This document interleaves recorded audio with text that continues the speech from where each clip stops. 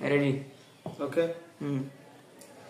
Assalamu alaikum wa rahmatullah. Innal hamdalillah wassalatu wassalamu ala man la nabiyya ba'da amma ba'd. সম্মানিত viewers, যারা আমাদের video দেশ এবং প্রবাস থেকে যারা দেখছেন বা দেখবেন, প্রত্যেককে সিলেটের বর্ণবী মিডিয়ার পক্ষ থেকে ধন্যবাদ, মোবারকবাদ জানাচ্ছি।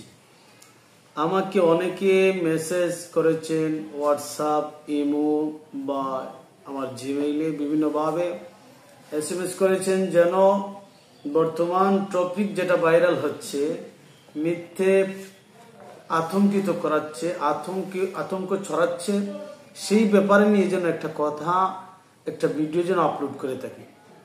তো যাই হোক, সবার অনুরোধ ক্রমে যেই কথা বলতে চাচ্ছি, দেখেন রাসেলস ভাইপার যে একটা সাপ, এটা সম্পূর্ণ একটা গুজব, একটা মিথ্যা একটা মানুষের আতঙ্কিত করা, মিথ্যা বলে গুজব বলে মানুষের অন্তরে, মানুষের দেমাগের মধ্যে মিথ্যার আশ্রয় দিয়ে আতঙ্কিত বিরাজ করা। আমার কাছে লাগছে এমন হতে পারে যে দেশটা হয়তো কোন একটা পেপার ছিল যেটা জনমানুষের সম্মুখে ফুটে উঠলে হয়তো কারো বড় ধরনের ক্ষতি হয়ে যেত।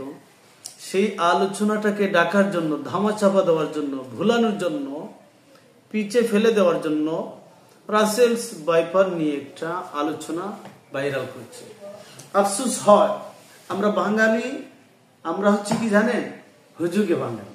একটা জিনিস শুনলাম আর সবার সামনে আলোচনা করে বেড়ালাম। দেখেন, অনেকে বলছে যে রাসেলস ভাইপার যে সাপটা খুব বিকট, যার নাকি ঔষধ মেডিসিন বাংলাদেশে পাওয়া যায় না। এমনকি এমনও বলছেন যে রাসেলস ভাইপার যত দূর থেকে মানুষকে দেখে তাকে দৌড়ে গিয়ে নাকি কামড় দেয়, চুবল দেয়, আক্রমণ করে।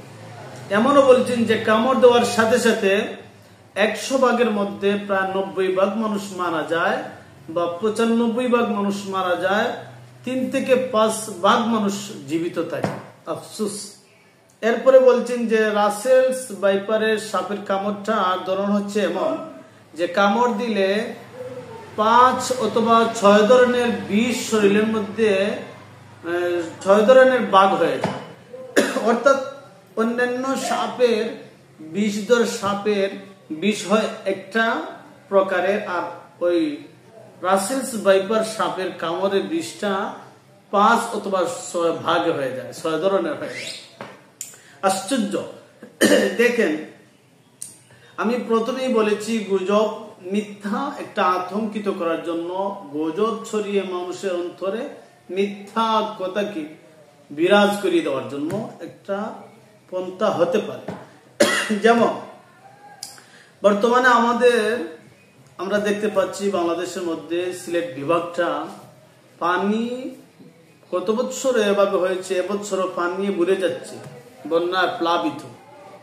সেই ব্যাপারটা নিয়ে আলোচনা কোনো নেতা নেত্রী, কোনো দলের লোক আলোচনা করতে আমি শুনিনি, যে কোথা থেকে পানিটা আসলো, কেন এমন হচ্ছে, সেটা মীমাংসা কেমনে করা যায়, সেটার একটা নির্যাস সমাধান কেমনে হয়, এগুলো আলোচনা না নিয়ে শুধু রাসেলস ভাইপার পানি যত দূর যাচ্ছে তত দূর এই ক্ষতিটা হচ্ছে। আশ্চর্য। এই পানিটা আসলো কোথা থেকে? আপনারা বলছেন ইন্ডিয়া থেকে আসছে সাপগুলো। সাপ যদি ইন্ডিয়া থেকে আসে, পানি আসলো কোথায় থেকে? পানিটা তো ইন্ডিয়া হয়ে আসছে, তো ওটা আসলো কেন? সাপের দোষ হয়ে যাচ্ছে, ওটা নিয়ে গবেষণা।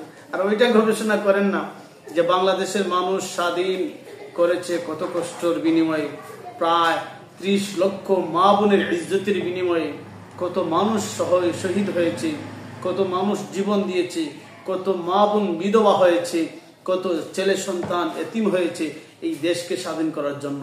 কিন্তু আজকে এই দেশের মধ্যে পানি দিয়ে প্রতি বছর এভাবে পানি দিয়ে বন্যা করে দেওয়া হয় কেন?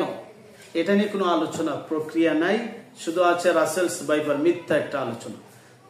দেখেন, আরেকটা জিনিস, যারা বলছে যে রাসেলস ভাইপার দৌড়ে এসে কামড় দেয়, গত রাতে আমি একটা ভিডিও দেখলাম, ওরা বলছে, বা আমি আরো শুনেছি, সায়েন্টিস্ট যারা বিশেষজ্ঞ, ডাক্তারি বিশেষজ্ঞ যারা, ওরা প্রায় বলে থাকে যে মানুষের বা বিভিন্ন প্রাণীর যেভাবে দেমাগ আছে, মেমোরি আছে, বুদ্ধি আকল আছে। সাপের কিন্তু এরকম দেমাগ নাই, আকল বুদ্ধি নেই। এমনকি মানুষের যে কান আছে, কিন্তু সাপের আদৌ কান নাই।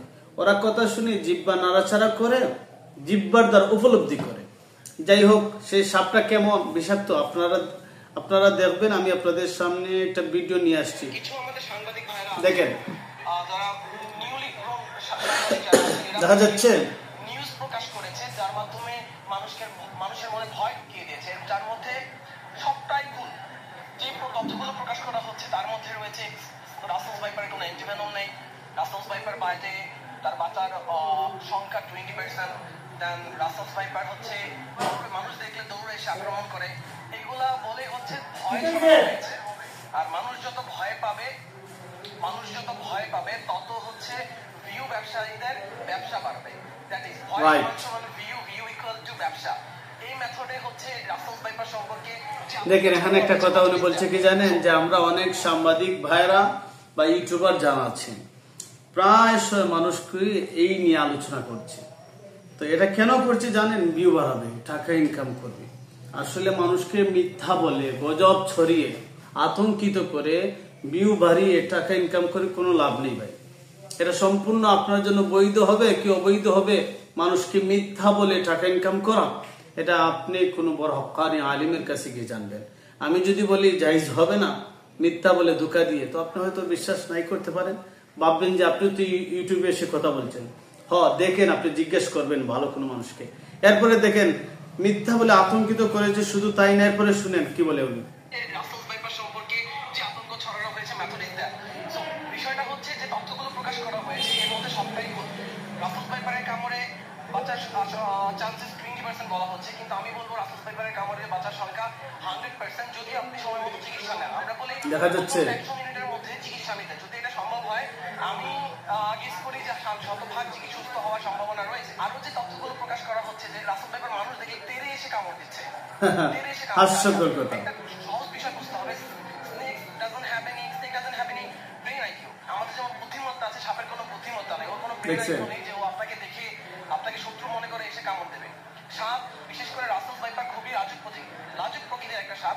ও সবসময় লুকিয়ে থাকতে পছন্দ করে, দিনের পর দিন একটা জায়গায় ঘাপটি মেরে বসে থাকে, যতক্ষণ না ও সামনে দিয়ে কোনো শিকার যাবে এবং শিকার করবে। এখন সেই মুহূর্তে আপনি যদি সাপের গায়ে পা দিয়ে ফেলেন, অথবা আমি আগেই বলছি যে সাপের সাথে যদি আপনি লাগেন, তার সাথে যদি আপনি তাকে কষ্ট দেন, তো অবশ্যই আপনাকে সে ঝামেলা করবে। অর্থাৎ তাকে ইচ্ছা করে মারতে চাইলেন, তো সে তো তার আত্মরক্ষা করতে চাইবে, তাই না? বা পা দিয়ে আপনি তার উপর পাড়া দিলেন, তো সে তার মুখ দিয়ে বলতে পারবে না, তো বাঁচার জন্য কামড় দিবে। সে ইচ্ছা করে কামড় দেয় না। তো অনেকে বলে যে দৌড়ে এসে কামড় দিয়ে আক্রমণ করে, সম্পূর্ণ একটা গুজব, মিথ্যা, একমাত্র ভিউ ইনকাম করার জন্য।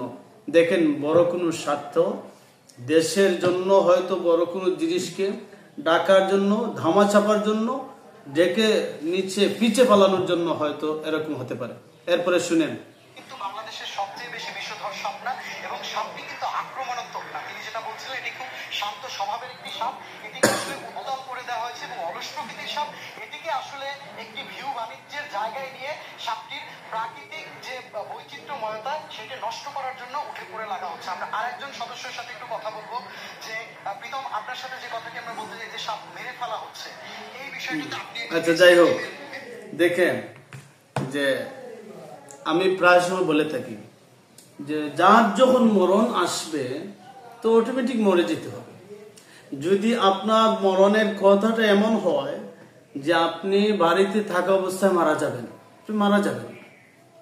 আপনার যদি মরণ এমনই লেখা থাকে যে আপনি রাস্তা দিয়ে বের হবেন, প্রতিমধ্যে আপনি মারা যাবেন। আপনার যদি মরণ এরকম থাকে যে আপনি মক্কায় যাবেন, যাওয়ার পরে মারা যাবেন, সেখানে আপনার মরণ হবে। আপনার যদি মরণ এমন হয় মদিনায় যাওয়ার পরে মারা যাবেন, ওই জায়গায় আপনার মরণ হয়ে যাবে।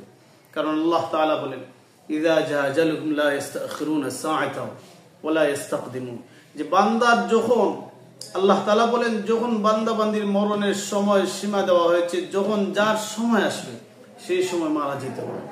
এর জন্য আতঙ্কিত হয়ে ঘরে বসে থাকবেন না, বরং আল্লাহর কাছে দোয়া করবেন বিষাক্ত সাপ থেকে যেন সবাই হেফাজত থাকে, আর সেটার থেকে সতর্কতার সহিত চলাফেরা করবেন।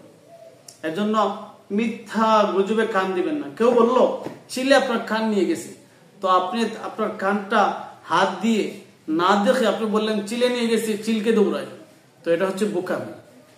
আগে বুঝবেন, দেখবেন কে কি বললো, তারপর সেটা বোঝার চেষ্টা করে আপনি কাজে লাগাবেন। আল্লাহ তাআলা যেন আমাদেরকে বোঝার তৌফিক দান করেন। আমিন। আসসালামু আলাইকুম ওয়া রাহমাতুল্লাহ।